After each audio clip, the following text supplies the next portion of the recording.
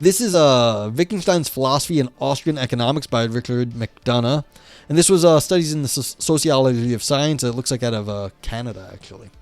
And so, as always, feel free to ask questions along the way. I'm not endorsing this. I don't know what this paper is. It was requested. And so, I will do my best to answer questions, but here we go. Let me know. Do I get tired at all of thinking so much? Absolutely. Sometimes I just go get fucking drunk and don't think at all. Let's go! Okay, so introduction. Quote, no supposition seems to me more natural than that there is no process in the brain correlated with associating or with thinking, so that it would be impossible to read off thought process from brain processes. I mean this, if I talk or write, there is, I assume, a system of impulses going out from my brain and correlated with my spoken or written thoughts. But why should this system continue further in the direction of the center? Why should this order not proceed, so to speak, out of chaos? End quote. And that's from the Zettel, which is like his notebooks. Okay, another quote this is from Philosophical Investigations. The aspect of things that are most important for us are hidden by their simplicity and familiarity. One is unable to notice something because it is always before one's eyes. End quote. Although most scholars understand Wittgenstein against the background of Anglo-American linguistic philosophy, it is important to remember that he was educated in a distinctive Austrian intellectual tradition that included both a philosophical tradition with roots in Brentano and Husserl's phenomenological schools and a distinctive Austrian economic tradition, a version of market economics most closely associated with Menger, Mises, Hayek. Yeah. And also got to remember, Wittgenstein was ungodly wealthy. He was like the 0.01%er, all right? He had huge wealth. I've mentioned this a million times, but Klimt was like, his dad would have like famous people over to the house, like to play like piano and stuff, and like he'd have famous painters family members. So Wittgenstein was in World War I. He was captured, and it was in a camp in Italy, and people were talking about Klimt's some of Klimt's recent paintings, and he's like, oh yeah, that's painting of my sister, because they were talking about Wittgenstein's sister that the dad had Klimt come over and paint. Viper says, I don't know. I think we could understand proto-humans pretty well, or even lions for that matter. Their thoughts are in language are probably just simpler versions of things we innately know. Hungry, horny, scared. Yeah. I mean, it's 2026 and those three things still define my life. Yeah, I think that there's definitely things that we overlap, especially with other mammals, like thirsty, like if we're hungry and like scared, things like that. I don't know how much... I mean, Wittgenstein's point is that like we're not going to get the same kind of logic when he says we can't understand a lion if we were to speak. Like the sort of the reasoning and the background sort of like understanding of the world is going to be completely different. But the basic overlapping feelings like hungry and scared, we might have. We've been anatomically the same for the last 200k years. Yeah.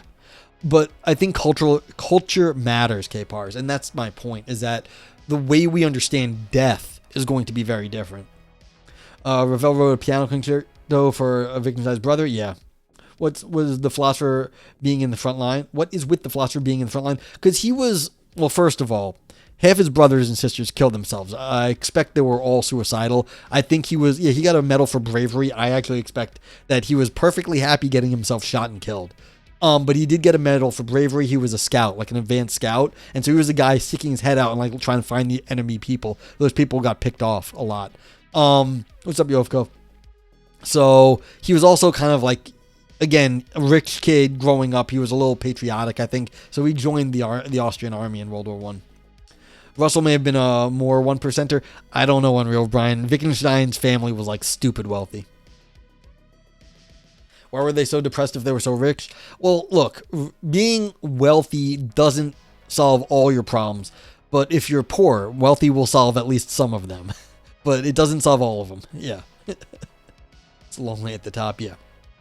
Okay, so that's it. Just you have to keep that in mind when dealing with Wittgenstein, was he was stupid wealthy. The present paper argues that Wittgenstein's philosophy of language bears an illuminating analogy with aspects of Austrian economics. Okay, that's cool. The idea of such an analogy has been suggested before.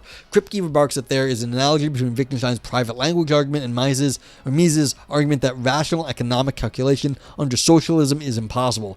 Weissmann, Wittgenstein's main link to the Vienna Circle, had close connections to Menger and Mises. Menger wrote the foreword to Weissmann's Introduction to Mathematical Thinking, and Menger's dimensions theory is discussed in the book. Finally, Hayek was Wittgenstein's cousin. That's funny, I didn't know that.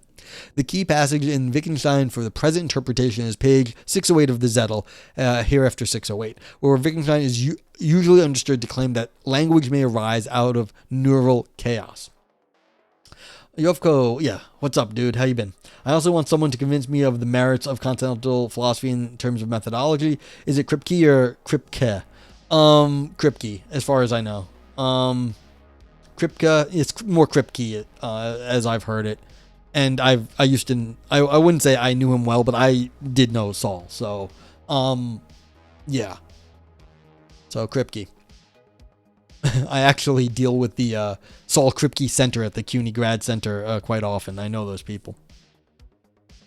Yeah. I hope you've been good, Yovko. I know it's late in your time zone. So thanks for being here. But as always, if you need to get to bed, please get to bed. Like, your health is more important than my stream. Okay, there are two main interpretations of 608, the neurological interpretation, after NI, and the religious cosmological interpretation. Okay, according to the neurological interpretation, the center and the chaos mentioned in 608 are the neural center and neural chaos, which mean that 608 suggests that language and thought may arise out of chaos at the neural center. Now, what do you mean by chaos here? Like, what's this author mean by chaos? You know what I'm going to do? I always forget. This is why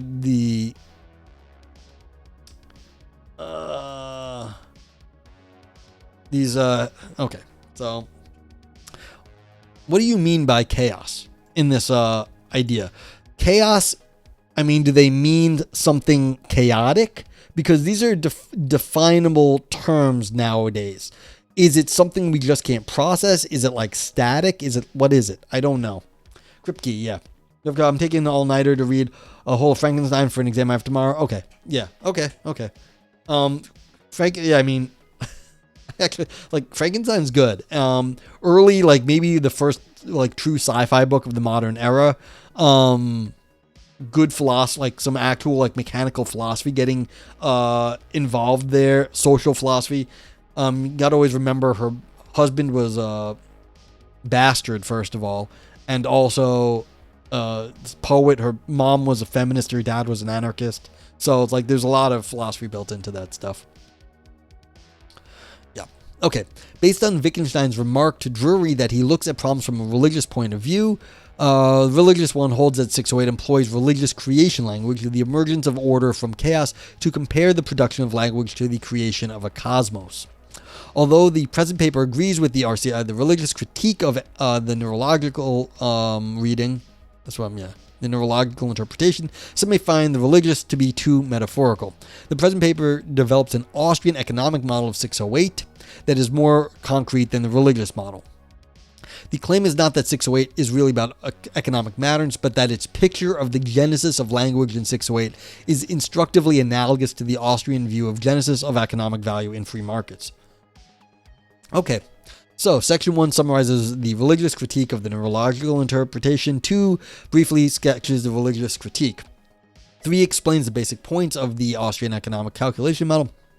4 explains the Austrian model of 608. 5 briefly discusses the analogy between the Austrian economic calculation argument and Wittgenstein's private language argument. 6 argues that the key analogy linking 608 to Austrian economics is that both are describing descriptions of giving humans forms of life. Okay, this is dangerous. I can say this right now. You don't want to be throwing term form of life around in Wittgenstein. It's a very famous term. I mentioned it to someone the other day, and they were like, look, Wittgenstein mentions it 5 whole times in his entire works. It gets used very rarely, and so that makes it very dangerous to do this. I just want to point that out, because if you're going to say that, like, what this 608 is that both are descriptions of given human forms of life, that is likely not going to be easily substantiated. It's going to be very hard to substantiate that. Her mom also died in childbirth, yeah. So, okay, yeah, so, Frank Mary Shelley's cool. Okay, 1. Critique of the neurophysiological interpretation.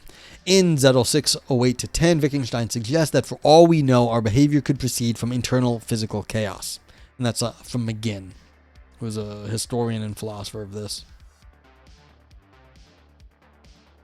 Quote, we must not advance any kind of theory, we must do away with all explanation, and description alone must take its place. And that's from the Investigations. Since the religious critiques argument against a neurological interpretation have been stated elsewhere, it is only necessary to summarize them here. The neurological interpretation's main theses are 1. 608 suggests that language and thought may arise out of chaos. 2. The chaos here is chaos at the neural center. 3. This chaos is therefore physical chaos. And 608, therefore, undermines the standard scientific view about the neural basis for language and thought. Energy says, my understanding, Austrian economics believes that central planning in economics is unsuccessful because the subjective values of producers and consumers arise naturally from intersubjective trading, which, to my understanding, is similar to the later Wittgenstein view that meaning of language arises from intersubjective use of language. It could be. I don't know. I don't know enough about Austrian economics. I do know more about Wittgenstein. I just don't know if that's where this is going, or I wouldn't say that the later Wittgenstein's meaning arises from the intersubjective use of language. He had something called language games, and in the games, things had particular uses. Now, how you get to the language game, yeah, that's intersubjective. But there are also kind of standard games. So, like, my stream, I usually do just chatting for an hour, and then I, transfer over to like reading a paper or something. And a lot of people have a very similar format where you have a just chatting bit and then you go play a video game or whatever. And so like these are known games. And like you have a game like chess, which is more structured, of course. So yeah, there is intersubjective uses of language because any given time we can have some banter going back and forth and different things can arise, but it's not that simple. But like, yes, but like only sometimes. So it's like, yeah. And when it gets to Wittgenstein and the language games, that gets like even more complicated. But like, good point. Okay, in fact, Z608 does not endorse any of the T1 through T4. First, 608 does not state, as T1 claims, that linguistic meaning after meaning and mental content may arise out of chaos. It states only that these may, so to speak, do so. Wittgenstein's method is to illuminate comparisons. What I invent here are new similes, that is, 608 is stated in figurative language. Capar says, reducing value to price and preference masks so much of how people come to possess this or that thing and how forms of value arose in the history of human societies. Fair, yeah. It's definitely going to be massively historically contingent why some people value certain things when you don't need to. Ufko says, some people in the philosophy server I'm in recently tried to interpret some passage of it where he seemed to claim that going to the moon is physically impossible. Yeah. So there's a lot of ones, that's from Uncertainty. I know a bunch of those quotes. We said, well, no one's ever been to the moon because, remember, Wittgenstein died in the early 50s. So no one had been to the moon. But it was on the table at the time because they knew that we were sending rockets into like the upper atmosphere into space back then. And so he was saying, like, look, no one's been to the moon and you can't have been to the moon. But like, it's such a very of the 50s, sort of like the late 40s and 50s, when clearly we knew we were going to get there, but it wasn't something that happened yet. But like, yeah, that's very silly, Yovko, it is. Capar says, I think it's a roughly accurate description of Mises and Hayek and whoever the second person they mentioned. Okay, good to know. Good to know. Because I do not know enough of the economics about this. So yeah. Okay, since Wittgenstein does not advance theories, 608 to be consistent with Wittgenstein's method cannot, as T2 claimed, refer to neural center. The center referenced in Z608 has to be of a kind that is always before one's eyes, and in Philosophical Investigations 108, Wittgenstein refers to ordinary life as the Angelpunkt, whatever that is, of our real need. Although Anscombe translates Angelpunkt as fixed point, it literally means the center point around which the circle is drawn by a compass. Yeah, but I'd take Anscombe's word. Anscombe knew what he was talking about mostly. Similarly, I mean, obviously this author has some point to be made here, but it's like, the center point or fixed point. What exactly is this author trying to get out of it? I don't know. All right. Similarly, at the RFM, that's the, what was that? That's the economic model. Oh no. Wittgenstein identifies the center of gravity of mathematics as action. That is, at the center referenced in 608 is, roughly speaking, the area of shared human activities that make up Wittgenstein's form of life. Again, this form of life referencing Wittgenstein here is again going to be weak, but you can still take the point that Wittgenstein might have had some sort of central concern going in any of these discussions. That's fair. Trying to, again, claim the forms of life is super difficult in Wittgenstein, but you can still take the point that this author is making, that there is a focal point in certain discussions, and that's okay.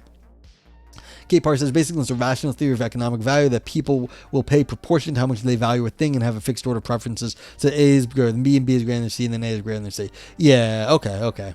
That makes sense. I mean, of course, everyone knows A is better than B and B is better than C does not imply that A is greater than C. Because, you know, it's like you might like chocolate better than vanilla and vanilla better than strawberry, but you might like strawberry better than chocolate. It's like, that's how it goes. Okay. This is confirmed by a close reading of 608. Consider the second to fourth sentences in 608 numbered for convenience. So, all right, whatever. There is, quote, I assume, a system of impulses going out from my brain and correlated with my spoken or written thoughts. But why should the system continue further in the direction of the center?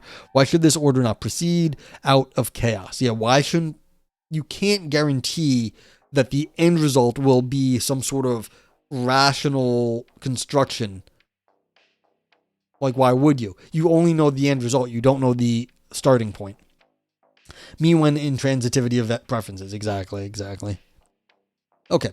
So in opposition to the neural interpretation, S1 endorses the standard scientific view that there is a system of neural impulses that correlates with public behavior, spoken and written sentences.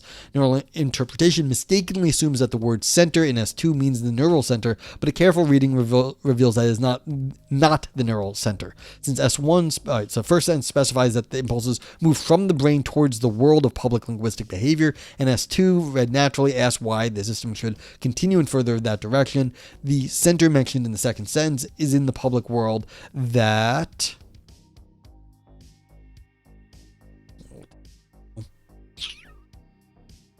is the location of Wittgenstein's angle point of our real need. Yeah, so it's the focus, the central focus, not like the locus, maybe you might call it, not an actual place. Capehart says, and well, people will sell relative to how much they value something, usually with negative marginal utility. So the more of something you have, the less it matters to you. So you can find a good value to sell an extra pencil to someone who needs a pencil. Yeah. Unreal says, looking into unimportant questions, looks like ChatGPT agrees with me. Wittgenstein was literally born to one of the richest private fortunes in Europe, greater in absolute industrial wealth and social prominence than Russell landed in aristocratic inheritance. Yeah. Like I said, Wittgenstein was fabulously wealthy. But again, this is like you're dealing with I don't know how much Russell had, but he probably had multiple. He was like a multi-millionaire in today's things, but like Wittgenstein might have been a billionaire in today's money. I don't know, but we're still talking about people who are not hurting for money. Was he a von Wittgenstein? The funny thing about that Capars is that my old advisor was in Austria one day and was talking to someone, and they heard him talk about Wittgenstein, and the name of the family was still known. He goes, was the Wittgenstein a Wittgenstein? To my old advisor. And he was like, yes, he was. But like, you have to understand there's different senses of the word. Now, do I know what von Wittgenstein means? No, I don't. But he was like the Wittgenstein that people in Austria knew about. I know the Austrian Republic abolished the noble title. Yeah, he might have. I think his dad might have paid for that. He might have. Like, it's the Lord in a British sense. I don't know. That's a good question. But like, his parents were so stupid wealthy, they probably paid for it. Like, you have to understand, he had like some Jewish relatives, and they had enough money that they just paid off the Nazis to leave them alone. And the Nazis were like, you gave us enough money, and we'll leave you alone. And they did. Like, they paid the Nazis enough money to be like, yeah, we're not Jewish anymore. Like, we're rich enough not to be Jewish. Vipers estimated hundreds of billions of dollars by modern standards. Yeah, they were stupid wealthy. Like Elon Musk wealthy. Or, modern day robber baron wealthy. Okay. There is, however, an implicit reference to the neural center in Z608. One can define the neural center or whatever. They've got some fucking weird ass notation here. That was not the plot of the version of Sound of Music you saw? Yeah. One can define the neural center as those neural structures that produce the system of neural impulses. Yeah, so it's going to be like the whole brain. Wittgenstein was not a neuroscientist. However, the whole point of 608 is that the real center of language, the angle punct of our real need, is in the social world of shared human action. Call this the social center. That is, since Wittgenstein describes only what is always before one's eyes, this center must be always before one's eyes, but that is the center, the social center, not the neural center. Thus, 608 distinguishes the center from the neural and the social centers and claims roughly that there is no reason to hold that the material center, neural center system explains the human activities in the social center of language. Indeed, the main point of 608 is to replace the old centered account of meaning with a socially modern one. Yeah, so this is fair. You aren't going to guarantee that you're going to understand everything in the brain when you get to the external behaviors. And this is why Wittgenstein is treated as a behaviorist in some circles, is because he's talking about the social understanding what's going on, but you do not necessarily understand what's going on in the mind. So this is just giving a behaviorist account of Wittgenstein, which is an okay gloss. I mean, Wittgenstein's more complicated than this, but doing a behavioral gloss of this in this area is not terrible. Okay, this clarifies the notion of chaos in 608. Since the center in the second sentence is not the neural center, the chaos referred to cannot be the neural chaos. For this chaos, too, must be always before one's eyes. Wittgenstein's remark at 65 that the philosopher must descend into primeval chaos and learn to feel at home there. But Wittgenstein's philosophy is at home in the angle punct of our real need, that is, ordinary life, not in the cranial cavity. Thus, the chaos referred to in 608 is the social chaos, not the neural chaos. Wittgenstein's description of the chaos in human activities is found on virtually every page of his later philosophy. One illuminating passage is at Zettel 567, where he refers to, quote, the great swarm of human actions as the background against which we see any action. End quote. This swarming chaos of human activity constitutes the real foundation of our inquiry. That's a quote. 608 does not suggest that linguistic meaning arises out of neural chaos at the center of the neural center. 608 advanced no theories about neural chaos. Rather, 608 suggests that the linguistic meaning arises in a very different non-causal sense out of the social chaos of activities at the social center of forms of life. Yeah, again, you don't need to say forms of life here. Like, that's the dangerous thing. Everything else they said, that's actually fair. Treating Wittgenstein like a behaviorist, you can say, okay, look at the social behaviors only, because we don't actually know what's going on in the brain. Wittgenstein says when talking about language, people refer to Wittgenstein, but it might be more accurate to call the private language augment Wittgenstein's monster. Private language argument Wittgenstein's monster. Maybe. It's...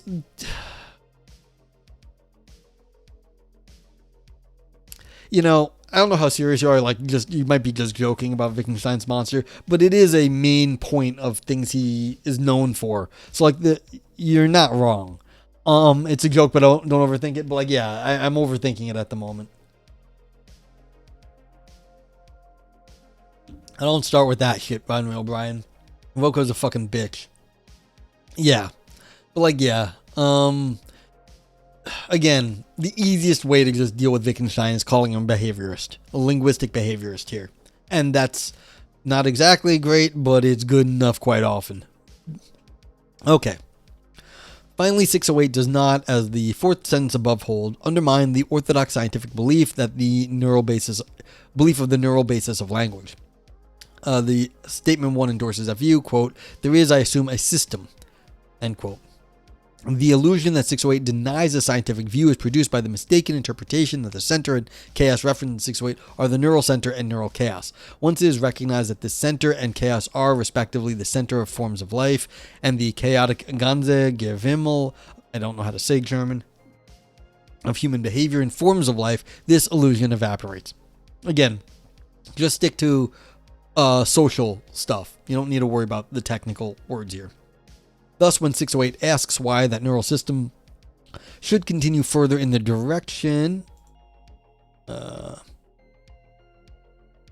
of the center, it is asking why that neural system should continue further towards the angle point of our real need, ordinary life. And when 608 asks why the linguistic meaning cannot arise out of chaos, it is not asking why the linguistic meaning cannot arise out of neural chaos, but why meaning cannot arise out of chaotic ganze Gewimmel of human actions in the angle puncta forms of life.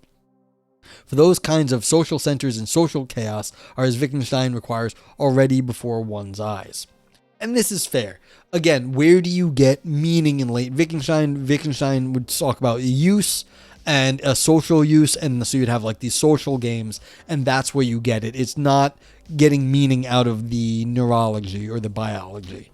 And that's a fair gloss on some of the things Wittgenstein's saying. I don't know about all these details here, but in terms of a fair gloss on like where meaning exists, it's not just in the brain. And if you look at all theories coming out of Wittgenstein after this, none of them be like, oh yeah, it's a neurological thing. It's where we get how we understand language. It's all like references going out, either talking about social things or causal chains going back to other stuff, but it's not just a biological phenomenon. Okay. The religious cosmological model of the Zettel 608, quote, when Wittgenstein was working on the latter part of the philosophical investigations, he said to his friend Drury, quote, I am not a religious man, but I cannot help seeing every problem from a religious point of view, end quote. And then another quote, to resolve philosophical problems, one has to compare things which it has never occurred to anyone seriously to compare, end quote. Yeah, and that's, you have to think of things in new ways. I mean, that's what philosophy is. In Wittgenstein's remarks to Drury, Wittgenstein says he looks at philosophical problems from a religious point of view, but that does not mean that he holds any religious views. This This is remarks to Drury. They use so many abbreviations in this paper. It's a little ridiculous. It'd just be like Drury remarks. Wittgenstein also remarks here that he was not a religious man. These remarks only claim that Wittgenstein employs religious ideas to achieve perspective on philosophical problems, just as Dennett takes an intentional stance on human beings without endorsing the existence of intentions. Wittgenstein states that he takes a religious stance on philosophical problems without committing him to any religious views. The key images of 608, the center, chaos, and the emergence of order, are seminal images in Western cosmogony, tracing to Hesiod's theogony and transmitted through the ages by a plethora of philosophers, scientists, theologians, and poets, including Wittgenstein's fellow Austrian Martin Buber and Augustine and Goethe, who influenced Wittgenstein.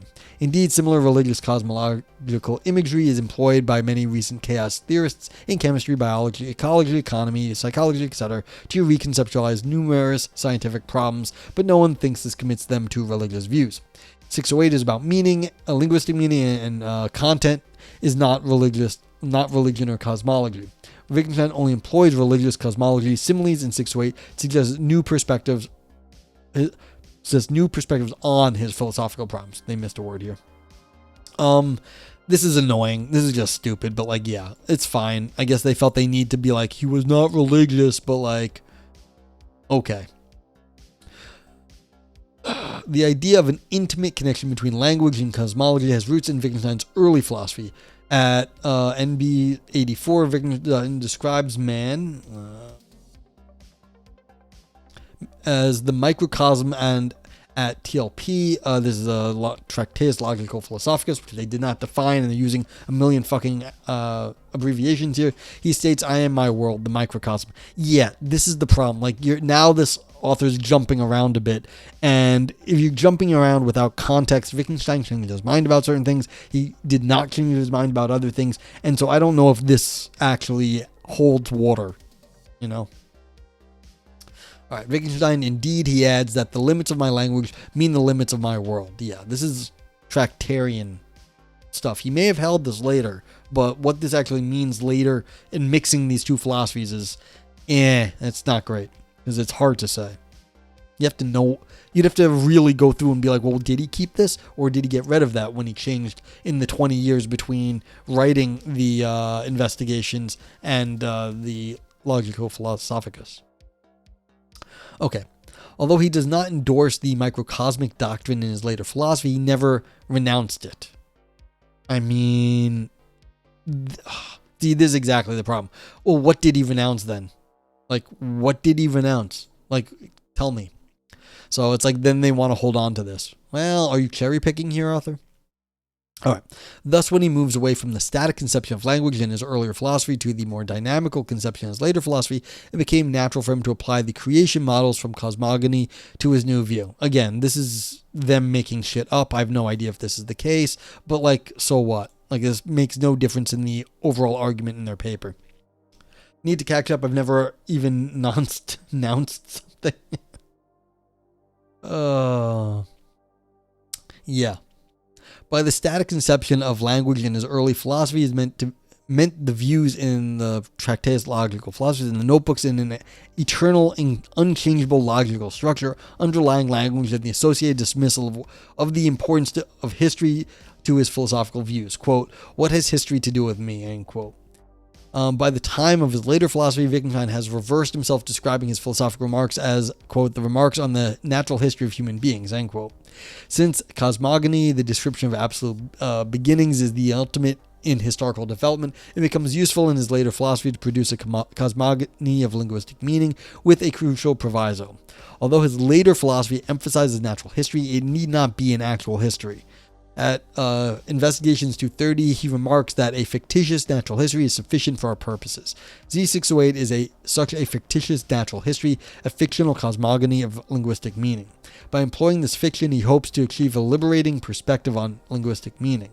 Since this cosmogony is fictitious, none of his remarks there have anything to do with scientific theories. All right, none of this is of any importance whatsoever. This is just fucking wasting everyone's time. I'm sorry, author, but you're like, please don't, I'm going to say some crazy shit, but like, Wittgenstein was making stuff up at this point. Nyeh. Oh, speaking of catching up.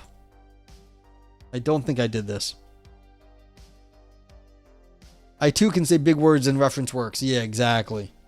This is, there's nothing of, like, this is hand waving over here.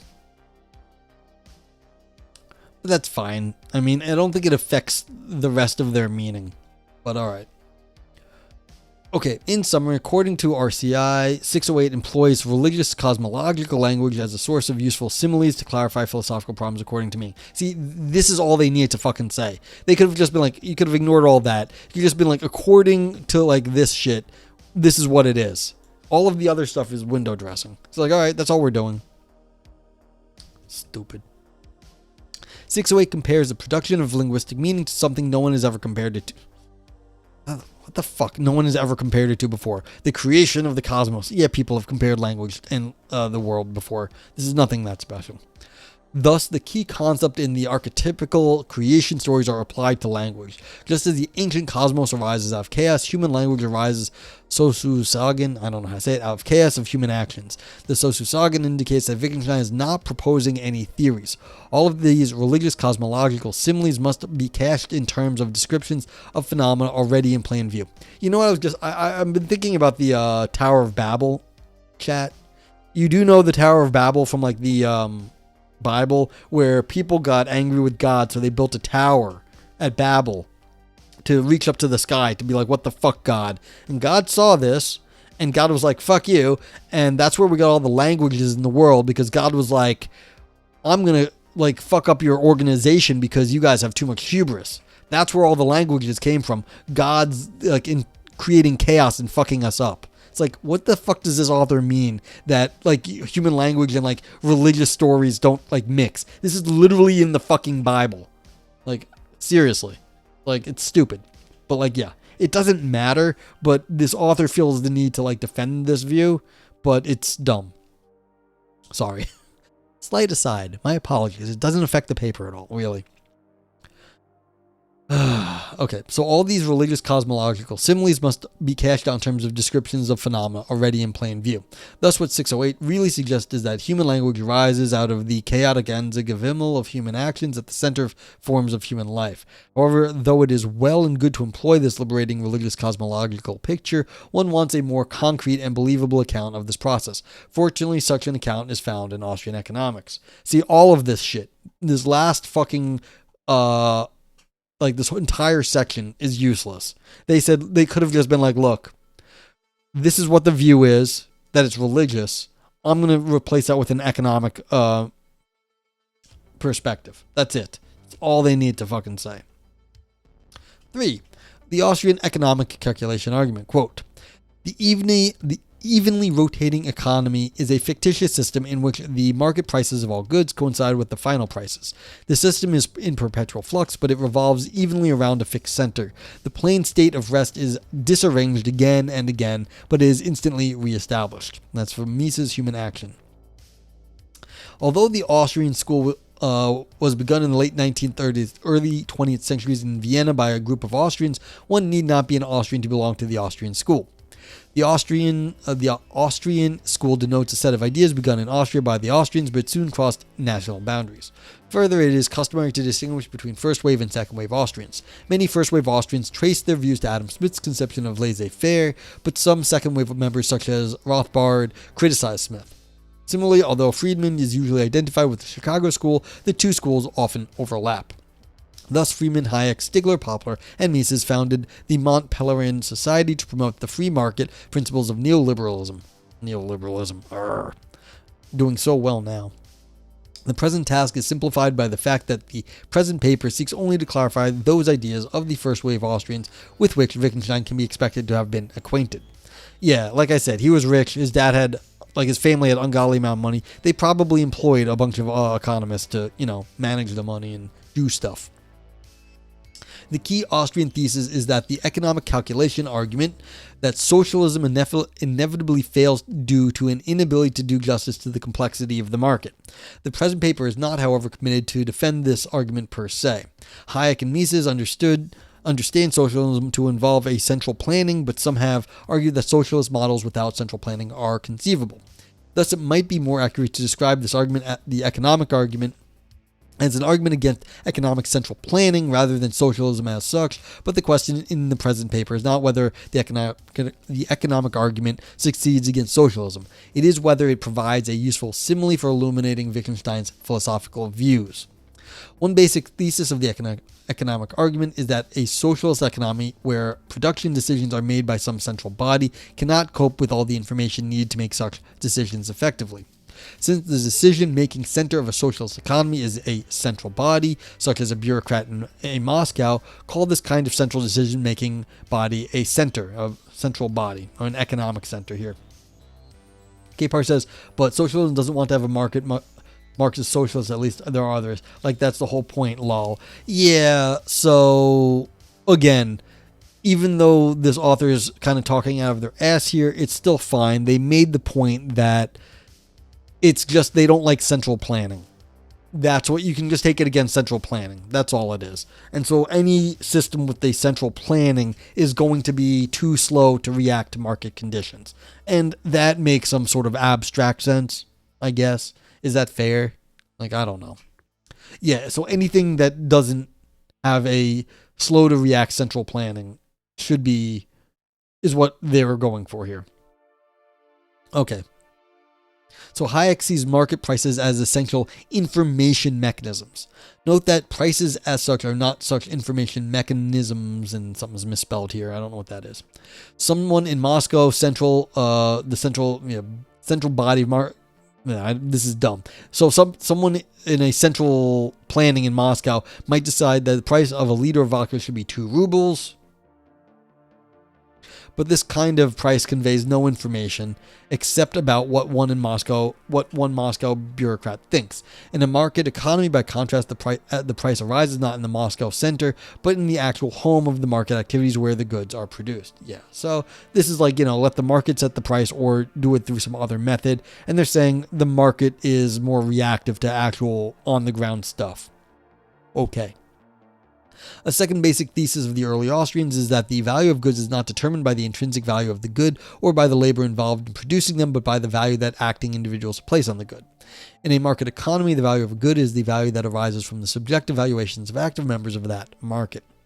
One should not infer that the Austrian model completely eschews any notion of center. Smith, in The Wealth of Nations, writes, quote, "Home is in this manner the center round which the capitals of the inhabitants of every country are continually circulating and towards which they are always tending. The natural price is, as it were, the central price to which the price of all commodities are continually gravitating." End quote. Mises employs similar imagery. Quote, "The market is the focal point to which the activities of the individuals converge. It is the center from which the activities of the individuals radiate." End quote. Since there is no physical gravity here, talk of the market centers of gravity is a simile. That is, the financial capital in a country gravitates towards its home markets, and the activities at this economic center, the social center, determines the natural price of a good. But how do these activities in the social center fix the natural price? Whereas a socialist economy requires a central body, such as a Moscow bureaucrat, to set the price, a market economy revolves around the social center of the market actors. Yeah, I mean, this is why Nietzsche went to the market to declare God's dead. That's what sets all of the value in society, is the market here. That's it. The Austrians are speaking loosely when they say that they oppose centrally planned economies. It is more accurate to say that they distinguish a central body from a social center, and that they oppose economies based on the former and support economies based on the latter. Just as Copernicus distinguished a central earth and a central sun and argued for the replacement of the former by the latter, the Austrians distinguished economies based on a central body from those based on a social center and argued for the replacement of the former by the latter. And see, even though this author kind of glossed a lot of shit before, this is a fair thing for them to say now. I think this at least makes some sense. Is that okay? It's more socially determined than non-socially determined. I don't know if that's good, but at least it makes more sense than just bashing the socialists. Okay. Note also that in a free market, it is natural to speak of the social center as the center towards which the market activities are always gravitating. The financial capital in a country is Sozusagen. What is Sozusagen? Someone who knows things, tell me, please. Because it keeps using this. I mean, it just means the central point as far as I can tell, but it's... They think it means something. It doesn't mean anything. I can just skip it when I read the sentences, and they're all fine. So the financial capital in a country is always gravitating towards its home market, because this is where the natural price of a good is determined. But how do the activities in the social center fix the natural price, so to speak? Okay, thank you, Vipers. Hayek does not think that one will find the answer in the main economic models of his day, because these are dominated by Aristotle's anti-evolutionistic view that the given order is fixed from all time. Thus he proposes an ancient evolutionary idea traced to Hesiod, that order arises from chaos, as a model for free markets. This ancient idea that the economic order arises from chaos may seem mysterious. It is. I mean, anytime you're referencing chaos, chaos is an ancient word. So it's like, what is chaos? Think fast, hotshot. I'm going to blow something up.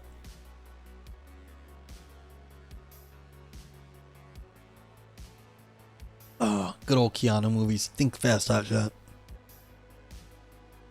K-Par says, I know it's an aside, so I won't belabor it and will entertain the argument as presented, but it's funny to me that people think Marx has labor theory of value, when in the first chapter of Capital he says things that have values that are qualitative and satisfy human needs, and quantifying value and accounting of labor, time arose as necessary of capitalism, political comments to equate between quantities of things. Yeah, I mean, this is always the problem, is that people like to abuse the economic, not just economic, all theories to their ends. All definitions, this was something that got hammered into me when I was an undergrad. All definitions are strategic.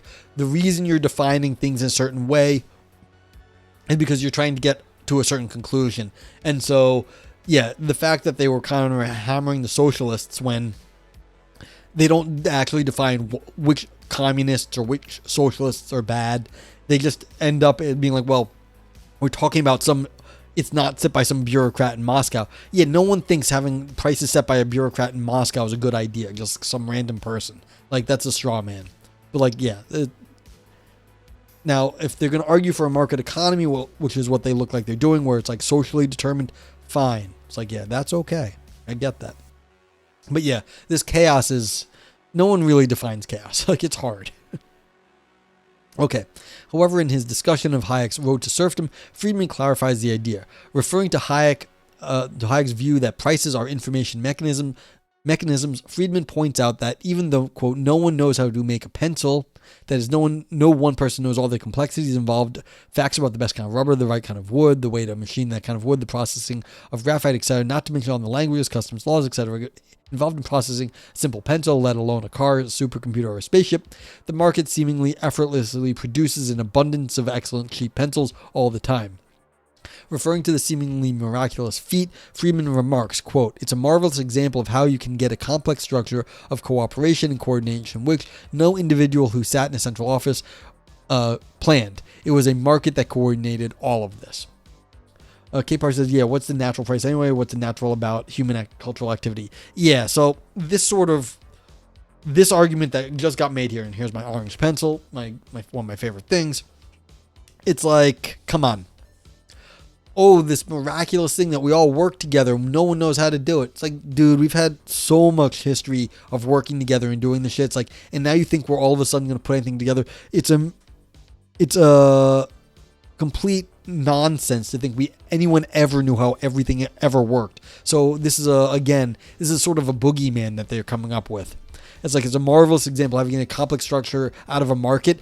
There was, back in the day, before there was any sort of market or there was any sort of other thing, we were still making things that were way more complex than any one person could put together.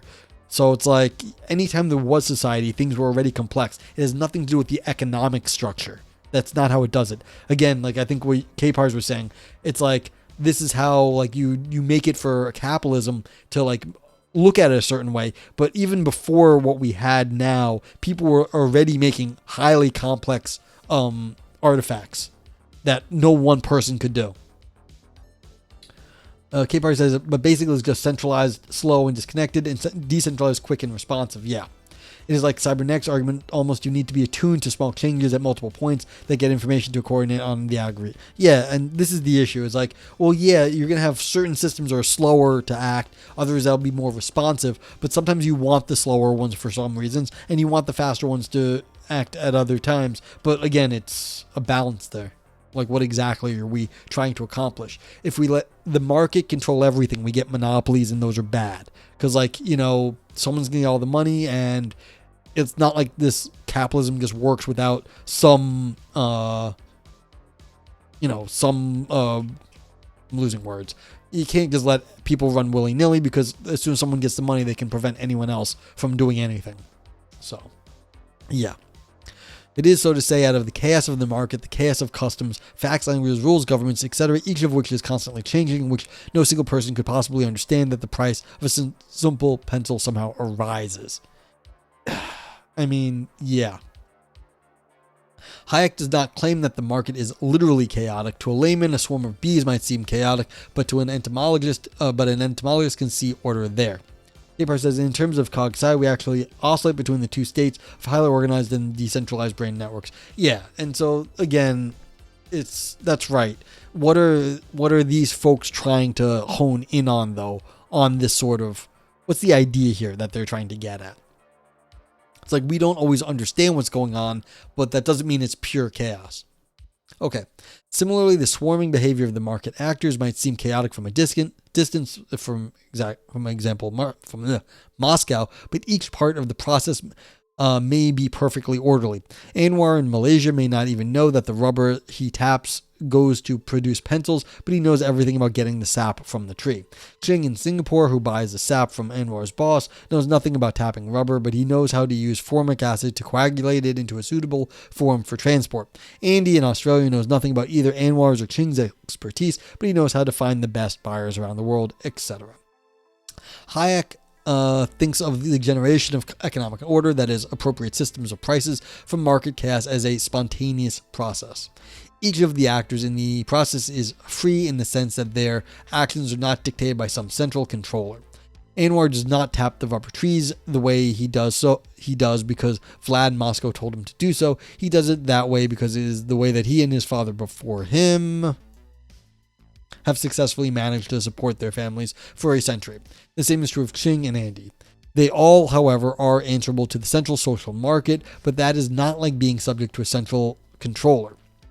When Vlad, in his central cubicle in Moscow, decides that pencil should cost 20 cents, this generally frustrates Anwar and Ching. Since Vlad knows nothing about making pencils, he does not know what it really costs to produce one. Making a pencil looks so simple from Moscow. Making a pencil looks so simple from Moscow. K-Par says, actually, he does it that way because if he did it any slower, King Leopold would cut his hand off. Yeah, so there's just a different market going on. That's fair. And then you got one market of what the bureaucrats in Moscow are doing versus what the people on the ground are doing. But that's really funny. That's exactly how shit happens nowadays too, where the bosses understand one thing and then the people on the ground understand something else. So again, it's bad management in the end. That's how it goes. One just fastens some wood, glue, graphite, and rubber together. By contrast, when the social central market makes it unprofitable to process rubber in the way Xing's family has been doing it for generations, as if the Indonesians are now doing it more cheaply than they had done before, this is useful information for Xing. If Xing adopts this new process before his Thai competitors do, he can make a great profit. This is how the market informs him about a more efficient way to process rubber sap, and everyone, including Xing, benefits in the long run from the advances of his Indonesian competitors. The whole world will get cheaper pencil by next year, and Xing's family, for the first time in a century, can afford to send a child abroad to study. Yeah, see, this is the capitalist fantasy. Funny how nothing's gotten cheaper in the last few years. Doesn't seem to work that way. In summary, the Austrians distinguish between the central body of socialism and the social center of market economies. The former is inevitably ignorant of all the required factors to sustain an efficient economy, resulting in self-destructive pricing. Yeah, if someone completely disconnected is setting the prices, yes, that's not going to work. By contrast, since the social center is the home of the market actors, it is well placed to generate the appropriate price. For this reason, one might say that in a market economy, the market prices are always gravitating towards a central social home, for that is where the action is. Oh, really? But you have a fridge and a TV? Well, yeah, so did my grandparents. I know, it's like, actually, but you participate in the system. It's like, no shit. You don't have a choice in the matter. Although the central body can generate prices in a very orderly manner, the central plan drawn up by a distinguished committee of experts, the social center relies on the chaos of the market. One might think that this puts socialist economy in a stronger position, but the opposite is the case. The seeming order in the socialist plan is bought at the price of ignorance of the overwhelming complexity in the real-world market. By contrast, the chaos in the social market center really signifies nothing other than the market's capacity for fine-tuned sensitivity to the real-world complexity. This fine-tuning might look chaotic from Moscow, but is just right when seen from the home of the market actors, where the goods are produced, priced, and used. I mean, it's hard for me to just be like, yeah, everything is the right price nowadays, living in the year of our Lord 2026, but yeah, you get the point. Still stands that if someone disconnected from the world is making the prices are not going to be connected to the world. I mean, this is the old joke. Go ask Bloomberg or Trump how much lunch costs or how much a banana costs. They have no fucking clue how much some very basic things cost in our everyday lives. And then these are the people that are making decisions. Viper says, but now your TV is on Ozempic and your AI fridge can misinform you. Yeah, exactly. I mean, how would I ever get by?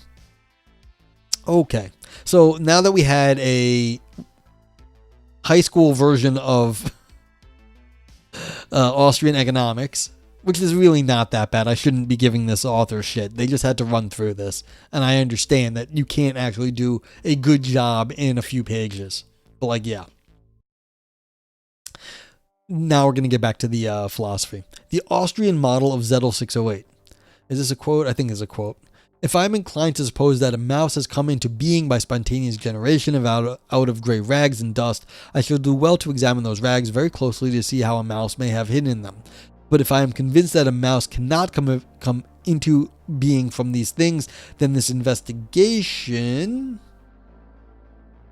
will seem superfluous. But first we must understand what it is that opposes such an examination of details in philosophy. And that's from the Investigations of 52. K-Park says, I do think in terms of real wages, your purchasing power has increased over the time, but I feel like that point's a non sequitur. If history is cumulative, you'd expect things to improve year over year. Yeah, how modern. Like, you can get more, but the actual things that matter are more expensive. Yeah, and that's the problem. It's that, yeah, we have better computers nowadays that we're buying for the same amount of money, and that's great, like better tech. But if bread is very expensive now, then we're fucked because we need to eat. You can't eat money. Yeah, it's like if our money's worth a lot of... Yeah, go ask the Iranians if they can eat money at the moment. It's like, shit. Sucks to... I mean, we have inflation here in the U.S., but not like hyperinflation yet. The second quote, at least the Wittgenstein minute. What is that quote? It is, each of the sentences I write is trying to say the same thing over and over again. Yeah, he knew. He was, this is why he didn't publish. He was trying to get at a few ideas, really. And, it was hard. And he's still the best at it in some spots. If each of Wittgenstein's sentences is attempting the same thing, oh, come on. This is like... Yeah, but this is lame. This is really lame to like take that quote and be like, everything he said was the same. That's not fair. Like, this author is unfair at times. This is kind of crap. And like the same thing over and over again might be super fucking complicated, even if it is the same thing. So it's like, you can't, like, whatever this is, it's stupid. Okay, then Philosophical Investigations 52 is saying the same thing as 608, and in fact 608 has far more to do with Philosophical Investigations 52 than it does with any of the verboten theories of the neurological interpretation. Yeah, I mean, when did he write this stuff? He changed his mind from the Tractatus. If he thought he had finished philosophy in the Tractatus, he would not have written the Investigations if he was saying the same thing that he was saying back then in the Investigations. So, like, it's just not a fair statement. I mean, yeah. It is literally the same. Well, technically, his only concepts arranged different sentence-wise. Yeah, everything's a concept, so clearly it's all the same. Yeah. Okay. The idea in Philosophical Investigations of the spontaneous generation of a mouse from dust is taken from the history of science, but Wittgenstein does not believe that mice spontaneously rise from dust and rags. He employs this historical image as a useful simile for the genesis of meaning. Does he? Is that what he's talking about in that area of the Investigations? I don't remember. In 51, he asks how meaning arises from the technique of using science. Oh, maybe he is in that case. Thus, the mouse in 50 and 52 symbolizes meaning, and the gray rags and dust symbolizes the technique of using science. Again, this is like way too, like, this might be right, but it's just like a really simplification of what's going on here. O'Neill Bryan says, Tractatus, I saw philosophy, go home.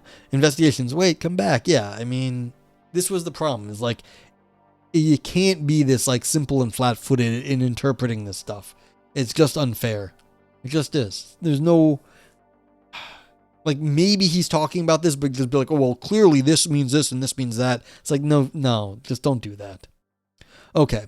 What 52 in the Investigation suggests is that, so to say, that the mouse of linguistic meaning arises spontaneously from the gray rags and dust, the chaos in the uses of words. Alternatively, using the other images in 52, the passage suggests that linguistic meaning is somehow hidden in the gray rags and dust, and the uses of the words, the point being that it is not really hidden, but that one must look very closely at the details to see it there. Again, this is basically nonsense. It may even be right, but it's not going to help anything being said, any of the claims in this essay. Wittgenstein thinks that philosophers tend to oppose such a close examination of the details. This is just wrong. Like, I doubt he'd say that philosophers are lazy. He was, by this time in the Investigations, he definitely knew plenty of other philosophers, and he may not have liked them, but he definitely knew that they weren't lazy. He had friends in the business. Ugh. This close examination of the details in the use of words is roughly what he means by philosophical grammar. No, that's not what he meant by philosophical grammar. I mean, it might be related, but just being close use of words this is just wrong. Like, this is not what he meant by philosophy. I don't think this is right at all. But okay. What was that? But all right. Since philosophers oppose such a close examination of the details, seriously, author? Seriously? They are driven to posit different kinds of accounts, such as neurophysiological accounts of the genesis of linguistic meaning. When, however, one realizes that the linguistic meaning arises from the use of words, there is no longer any need to propose such neurophysiological theories. That is, 608 no more proposes a theory about the brain than the quote 52 above does. But is not the idea of order arising spontaneously from chaos in any form just too mysterious? Okay, like, this is just stupid shit. This entire paragraph should not have been, like, published. But you can ask this question, is saying language come out of chaos too mysterious? That's fine. But, like, that other stuff is crap. Like, this one, like, sentence here is fine. This is a legit question. In fact, each item in Wittgenstein's account of the genesis of meaning finds a parallel in the Austrian economic model. The market price in Austrian economic corresponds to the linguistic meaning. The activities of market actors constitute the center of gravity of the market.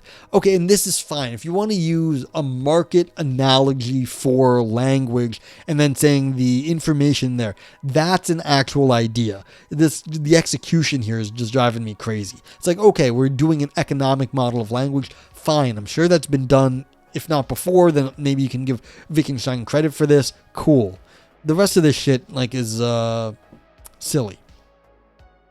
The activities of the market actors constitute the center of gravity of the market. Since the market, so to say, revolves around these activities, they constitute the center point of our real need to understand how free markets spontaneously generate prices.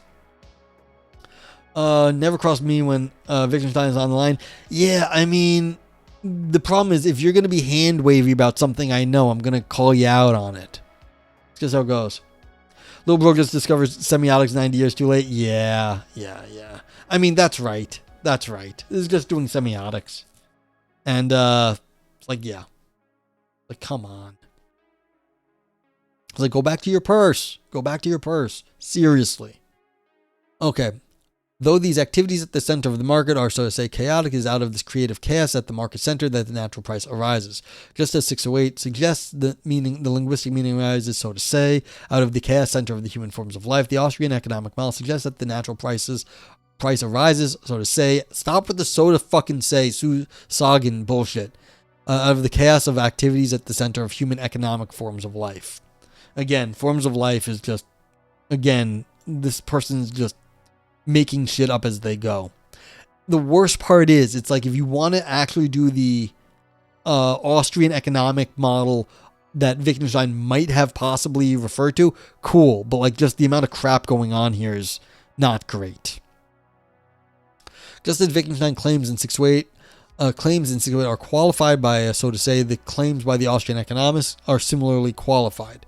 The activities of the economic actors in the market do not really produce a gravitational field. The market does not really revolve around those activities. The natural price does not really arise from the market activities. These market activities are not literally chaotic. The Austrian economic notions of the center of gravity chaos arising are similes used to convey an illuminating picture of the way free markets spontaneously generate prices. Yeah, and there have been theories of meaning that act like this, and that's fine. And so giving it an economic spin is fine. There used to be something called the magnetic theory of meaning, where words just somehow glommed onto the world by some mysterious process. Okay? It was called like reference magnetism or something. Like, this is not it's the idea that there is something mysterious and it's like chaotic, like underpinning is not a crazy thought. It's like, that's okay.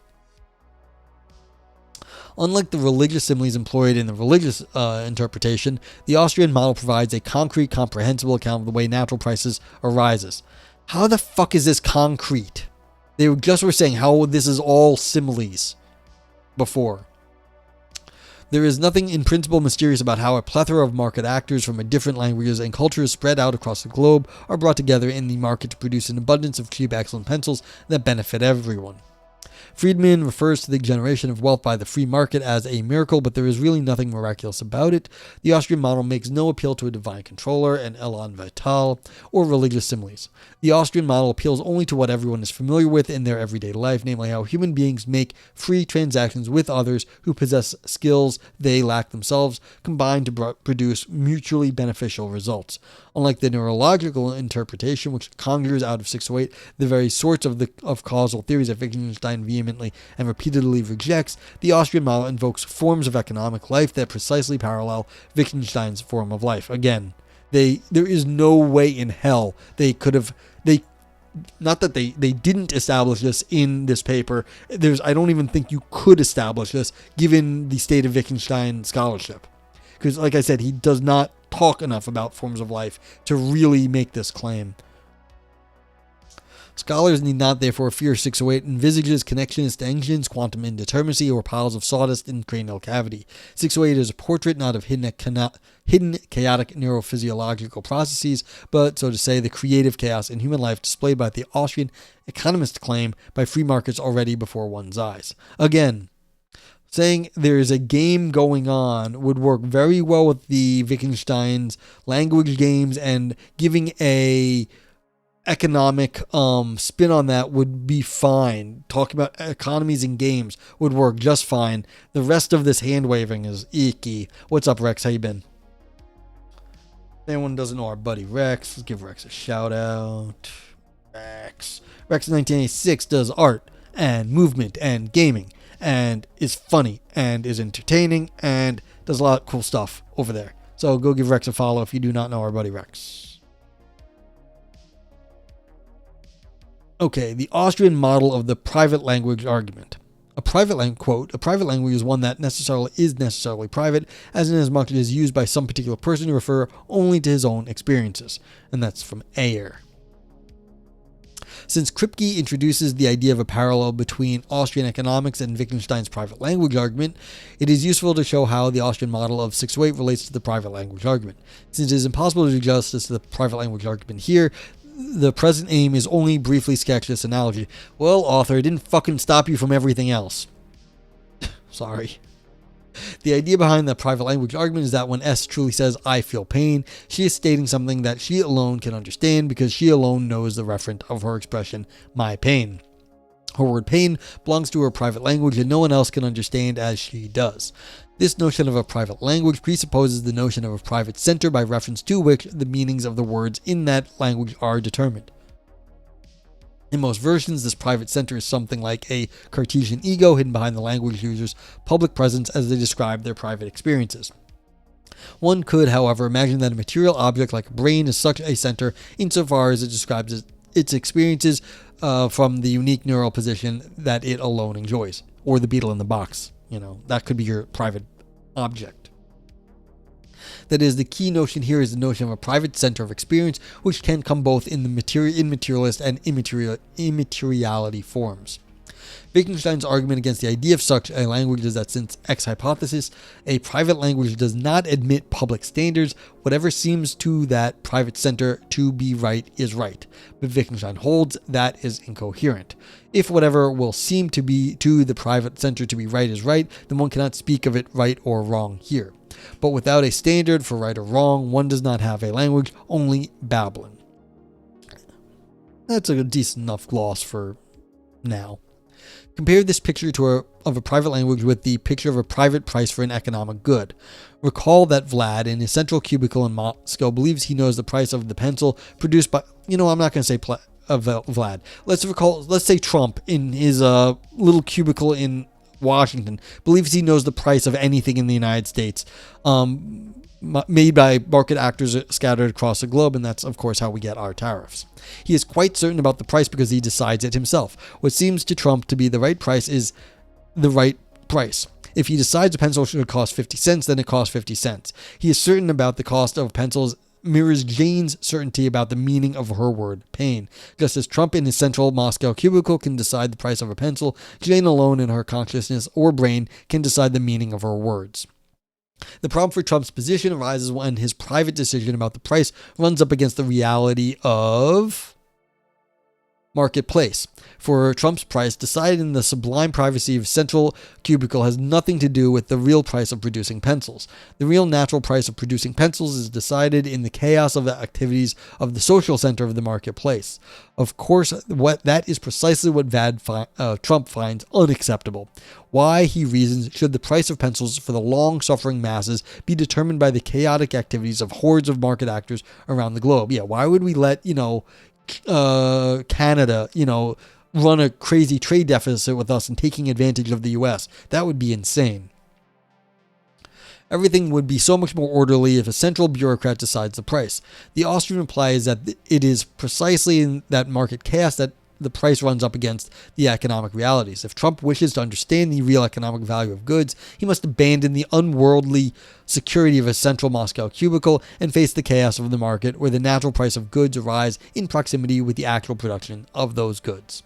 608 can be construed as a critique of the neural version of the private language argument. Just as the natural price in free market, so to say, arises not in some central cubicle, but in the social chaos of the market center, where human activities encounter the economic realities, so the meaning of words arise not in the biological processes hidden at the neural center, but, so to say, in the chaotic Vimmel of human activities in the linguistic social center of gravity, where human activities run up against the realities of linguistic usage. Okay, again, how this works in terms of meaning is this is just going back to the meaning is use in a Wittgenstein, and that's fine. And that's just saying, look, the information is in the way it's used, and same as the value is in the way people will what people will pay for in the market. Okay, that may have some we can go in a box. Yeah, so that may have some. That may work. It may work. The ultimate given, forms of life. Again, we have no quotes about the forms of life because there are very few quotes about the forms of life in Wittgenstein, so the idea that you're going to use it here is silly, but okay. Materialist monism contends that human thoughts and volitions are the products of cells of the brains and nerves, but this is a metaphysical hypothesis, although its supporters consider it an undeniable scientific truth. Human action is an element of cosmic activity. Under present conditions, it cannot be traced back to its causes. It must be considered as an ultimate given and studied as such. Mises on human action. Quote, what has to be accepted the given is, so one could say, forms of life. Yes. Again, just calling that the given, it's like, all right, but what is the given here? Perhaps the most basic analogy between Wittgenstein's philosophical views and an early Austrian economist is that both hold that human activities are the ultimate given. Okay, human activities are stuff. That's fine. Mises understands this to imply that thoughts cannot be traced back to their neural cases, but that is the opening claim in 608. Hayek... Oopsie. There. Nope. I keep fucking it up. There we go. Hayek makes a similar claim. Quote, it would follow that it is impossible that our brain should ever be able to produce a complete explanation of the particular ways it itself classifies external phenomena. End quote. But in that case, the brain could never produce a complete explanation of classifications it itself employs in the meaningful sentences that it produces. Once again, it is equivalent to the claim in 608.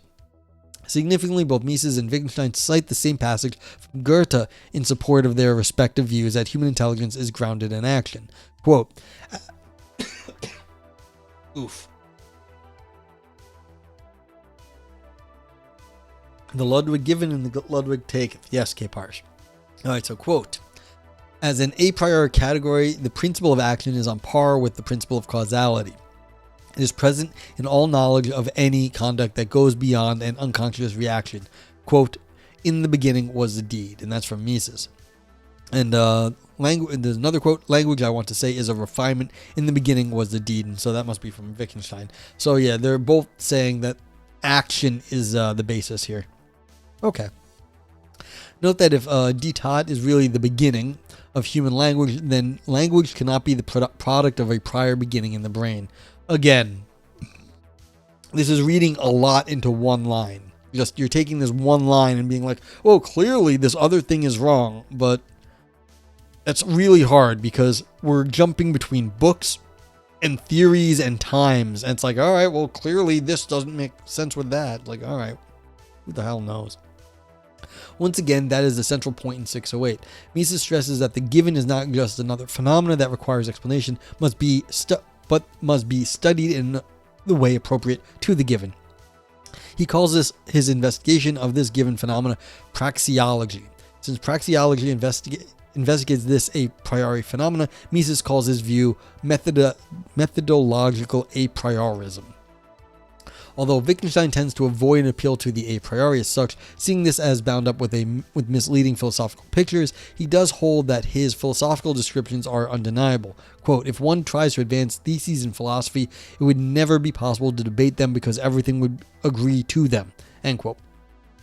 Because of his long-standing view that there are no philosophical propositions per se, expresses this in the indirect matter of a philosophical investigation 127, but his point is that even if someone managed to formulate a philosophical proposition, it would state something so central to human life that it would be incontestable. Similarly, Mises, referring to the theorems of praxeology, states that they are incontestable descriptions of the reality of action. Wittgenstein states that we must do away with all explanation. Mises writes on similar grounds that if it is impossible to explain the theorems of praxeology to a being who would not possess them on his own. Okay, so again, this is all hand-waving, like, oh, they say these things that you can't do and they sound so similar, but there's no substance here. Scholars are therefore mistaken in thinking that the argument 608 has anything essentially to do with the brain. Though 608 is addressed to the neurophysiological version of the view that language is produced by prior realities, one could rewrite 608 to address other versions of this view. Two of the more obvious possible rewritings are 608 prime. No supposition seems more natural to me than there is no process in a Cartesian ego correlating with associating or with thinking. In 608 double prime, no supposition seems more natural to me that there is no process in the faculties of sensibility and understanding correlating with associating or with thinking. Yeah, I mean, again, this goes back to the behaviorist reading of Wittgenstein. You can just do this. You can be like, okay, yeah, there is nothing in the brain. You're only looking at the behaviors and you can't track it back. But this is a long-standing position. The argument in 608 has no more essentially to do with the brain than it does with Cartesian egos, Leibniz's monads, Kant's transcendental unity, vapperception, etc. The argument in 608 is based on the given character of human action, the view that one cannot get behind action to something more basic. That is, the argument in 608 is phenomenological in a broad sense of the word. I have no idea what they mean by phenomenological here. The brain appears in 608 only as the most common materialist form of the view that meaning is grounded in something more basic. Okay, fine. If they're just saying, look at the phenomena of action versus the brain as like a source, that's fine. Capars, this is such a strange take on the price as the truth of the value of some complex processes.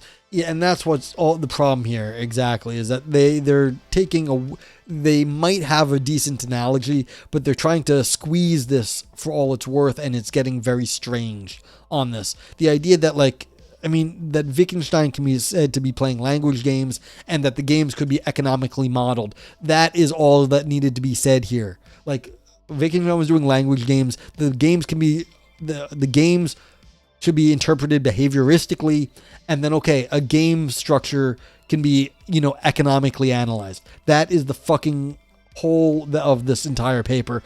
Might have been interesting, if they did that in terms of Austrian economics or some other economic system. I'm sure you can do it, but then the rest of this hand waving is kind of like they're trying to make historical and philosophical connections between the two. And like I said, there are reasons to think Wittgenstein might have known about this, but the rest of it's hand waving, and it's a little insane. Like, again, throwing big words around right here. There is no need to use the word phenomenological, not define it, put it in scare quotes. Like, what the fuck? I think the other problem is ascribing this to Wittgenstein's own intent. Yeah.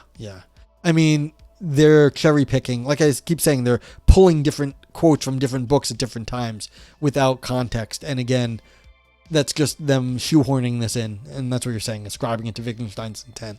It's a shoehorn. Like, there's no reason to assume all these quotes work together. I mean, maybe they do, but this paper is not giving that. All right. The brain appears in 608 only as the most common materialist form of the view that linguistic meaning is grounded in something more basic. As surprising as it may seem, 608 simply makes explicit what Wittgenstein means at Investigations 230. That is, if what must be accepted the given is forms of life, then one cannot explain these forms of life and the meaning that arises in them by reference to prior neural processes. Yeah, again, this is nothing crazy and you don't need forms of life for this. Although scholars have expressed shock at the heretical theories they see in 608, what is really shocking about 608 is not that it suggests that there may be sawdust, causal indeterminacy, or connectionist architecture in the brain. Wittgenstein states what are really shocking about 608, At Philosophical Investigation 129, where referring to philosophers, he writes, quote, "The real foundation of his inquiry do not strike at man at all, unless that fact has at some time struck him, and this means we fail to be struck by what, once seen, is most striking and most powerful," end quote. What is, again, this is useless. This means nothing in the scheme of the rest of the paper. What is really shocking in 608 is that it suggests that meaning, linguistic meaning, spontaneously arises not out of neural chaos, but out of the chaos of the gray rags and dust of human activities.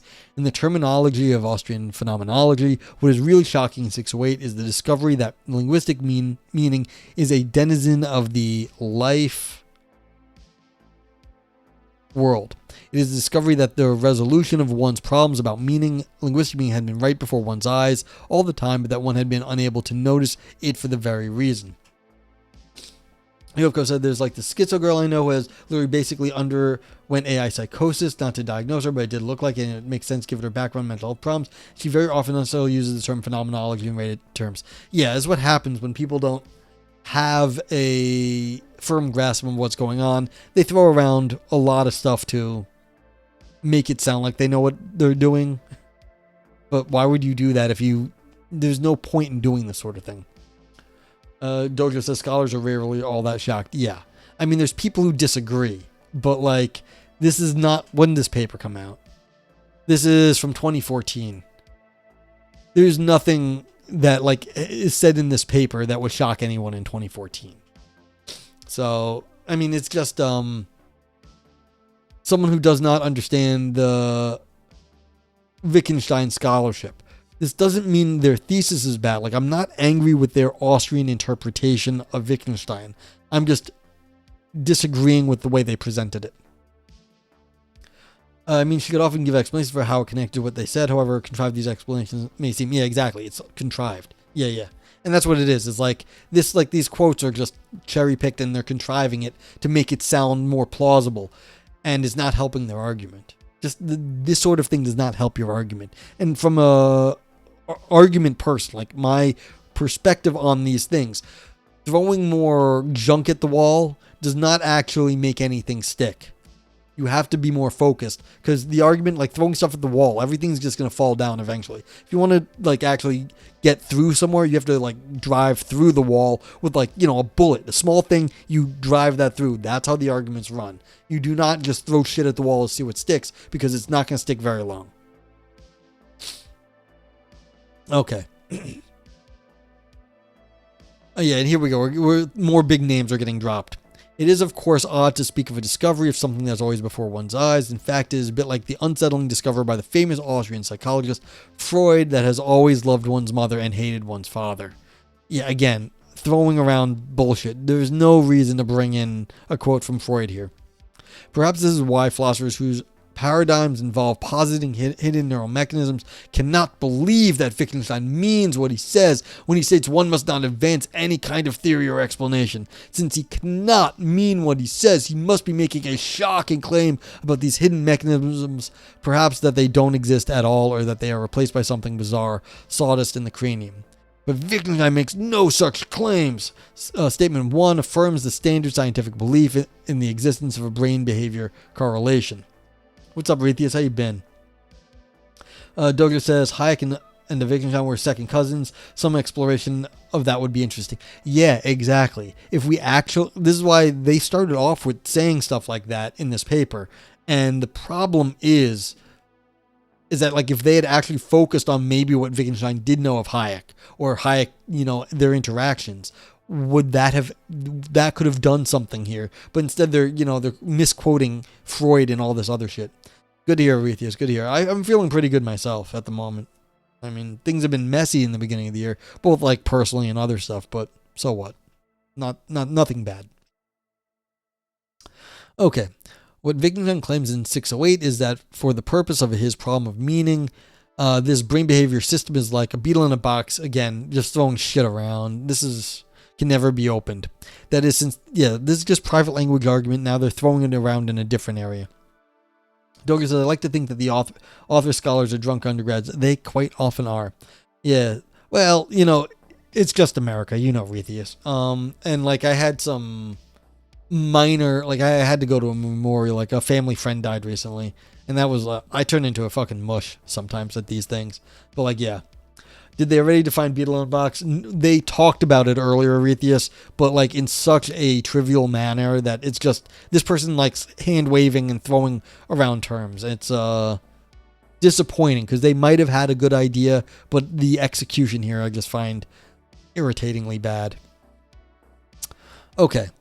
That is, since Wittgenstein holds that the linguistic meaning is, so to say, at home and not in the head, but in forms of life, the existence of this brain behavior system is irrelevant to the living phenomena of linguistic meaning.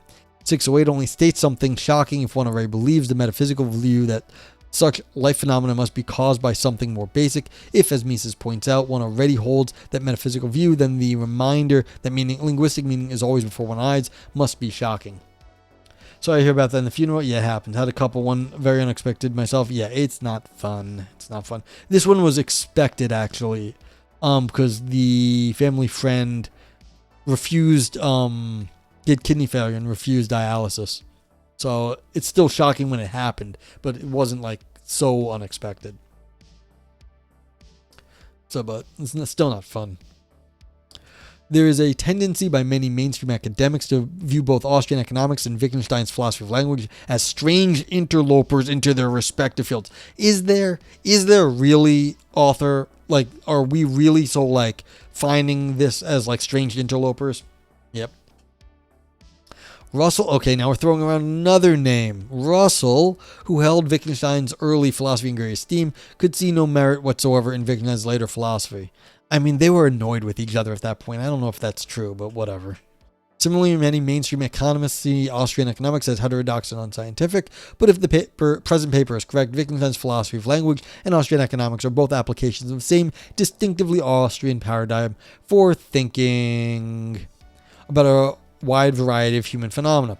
And another name drop. If, as Kuhn points out, one attempts to understand new paradigms by reference to the very paradigms they are opposing, then Z608 must seem to be asserting some strange thesis that human beings might literally not need brains to think, which is simply not Wittgenstein's view.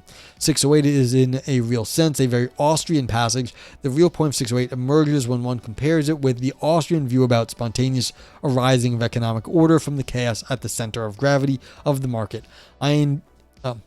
Indeed, each of these Austrian views, one philosophical and one economic, is illuminated by comparison with the other and recognized as different applications of a common paradigm.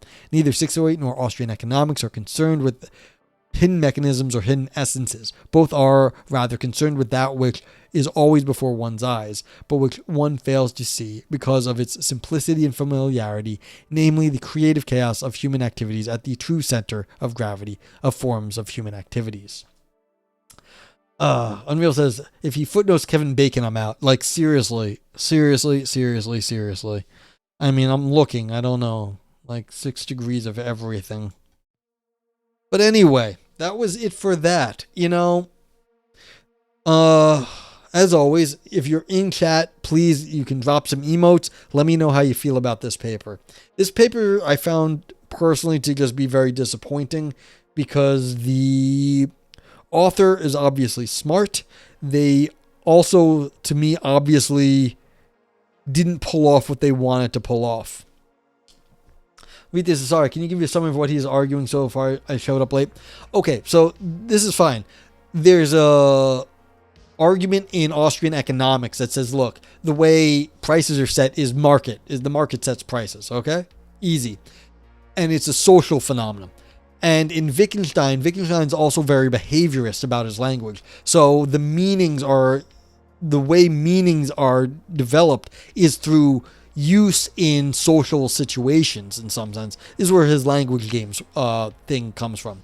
So the author here is saying, look, this is a very Austrian economic sort of thing where the value is set by the market price, and the meanings, the value of our words, is set by the social language games. And that was the big idea the whole time. They spent a very long and painful time discussing side issues.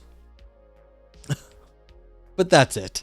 I mean, I don't hate the theory. If they had given more history, if they had given more detail, it would have been cool. But what they did instead was they hand waved at a million things that I can't tell if it was right or not. They hand waved at, like, they quoted a million different stuff. They probably misused a bunch of concepts, and it's just like whatevers. Yo, of course, says, what you just remind me of my most recent had to do for uni. Positive critique of just Thompson's defense of abortion. Yep. Had to rush it, so it turned out quite badly, and I could tell. Yep, that happens when you're in school. I remember I wrote a paper for a professor. I said, first 4 pages are good. The next 4 pages, that had to be 8 pages, are bad because I ran out of time and effort. And he says, oh, no, surely it can't be that bad. And he handed it back to me and goes, yep, first 4 pages were good. The last 4 pages were bad. It happens. Rethia says, overall, it seems like that's how this works. Again, got here late, so can't judge. It's not a bad idea. The devil's in the details, though, Rethia. Does Wittgenstein's theory actually align with Austrian economics? Maybe, but they didn't do a good enough job getting into the details to actually say so. They got into some of the details, and that might be the case. It's like it's not the worst of ideas here. But again, it had one fun idea, so it's going to get a brain dance from me.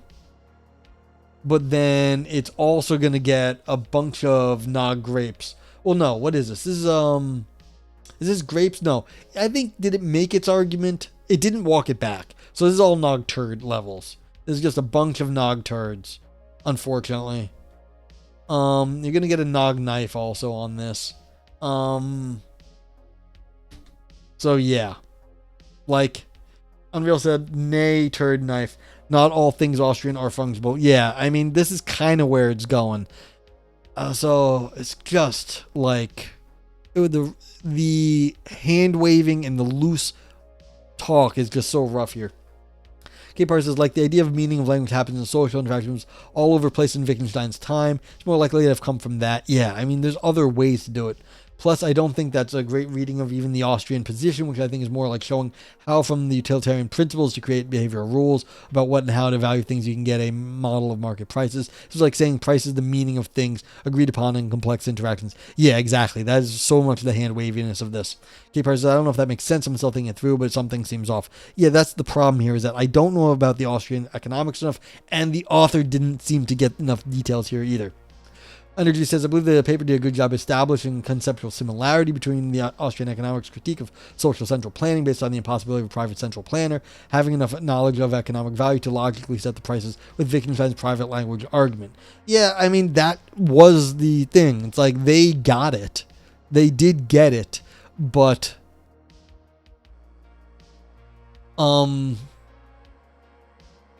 yeah, I mean, that's it. Like, that's the whole point. Does that work? Does that work? K-Pars gave it a navel gazing, a turd, and a meh. Yeah, I mean, sure. And so, like, this whole idea that, like, yeah, is there a reference that you can do a central planning? And it's like, okay, yeah, you can, to get some meaning, but it's not going to be responsive to the world. How much does that actually mirror the private language argument that says, look, you can have a private language, but if it's not responsive to the world, it's not going to be worth anything? It's like, yeah, these are both behaviorally driven theories, and that's fair. What's Kripkenstein about? Well, Kripkenstein is Kripke's reading of Wittgenstein. But we're not doing Kripkenstein right now, but, like, yes, that is the Saul Kripke's take. So, welcome in at 1 with 0. Yep, but we just finished up reading this paper on the parallels between Austrian economics and Wittgenstein's private language argument. Adam, what's up? Hello. Stream ending? Yeah, in a minute or two. Doger says the scholar shock hyperbole is always off-putting. Yeah, and, maybe this paper is better than, like, I'm giving it credit for at the moment, but that's exactly the issue here, is that it got so irritating with all the hand-wavy shit that it's hard to actually judge the substance there, because a lot of it just seemed wrong or nonsensical or a red herring with respect to the good part of it, as Energy points out, that the private language may have a history going back to the Austrian economics. Yeah. Superfluous, yep. Okay, if anyone else wants to get their rating in, now is the time. Now is the time. This is economic philosophy matchups seem like a lot of fun. Yeah, and they are legitimate in Wittgenstein. So he was friends with what I think was, what's the guy's name? Italian economist named Sraffa. And that was one of the reasons why challenges from Sraffa were some of the original reasons why he had to abandon the philosophy of the Tractatus, was because of things economists would say to him, because he had an economist friend. It was Ramsey, Sraffa, and I think one other thing, I forgot who, but like that was the issue. And so there are some very interesting economic overlaps. K-Par says, maybe our rating is simply better determined of its quality than 3 reviewers in Ottawa. You know, again, am I angry this got published? No. Would I have preferred a lot more revision to it? Yes, that's all. I would have just like crossed out half this paper. Be like, yeah, it's fine. Just drop half of it because it does nothing for you. You have cried, vote by joint lane, didn't pay enough attention. That's fine. If you're here and you vote, good. If you're here and you didn't vote, good too. But thank you for being here. K-Par is out of the chaos that comes of chat. True meaning of the quality of this paper. Exactly. This is how it works. Wheatia says economic ideas probably ground these things in ways that aren't typical. Yeah, they're both, like, Wittgenstein is very behavioristic. And so if you're doing a behavioral economics thing, it all kind of works out. But, like, that's because they are aligned. Now, as someone just said, maybe this was already in the air and both of these theories came out of something else. I don't know the history. Rocco gave it a name, a turd, but it was a terrific hearing me talk about Wittgenstein. You're welcome. Well, thank you for saying so. Appreciate it. Rex, I don't think I heard enough to really weigh in. It's fine.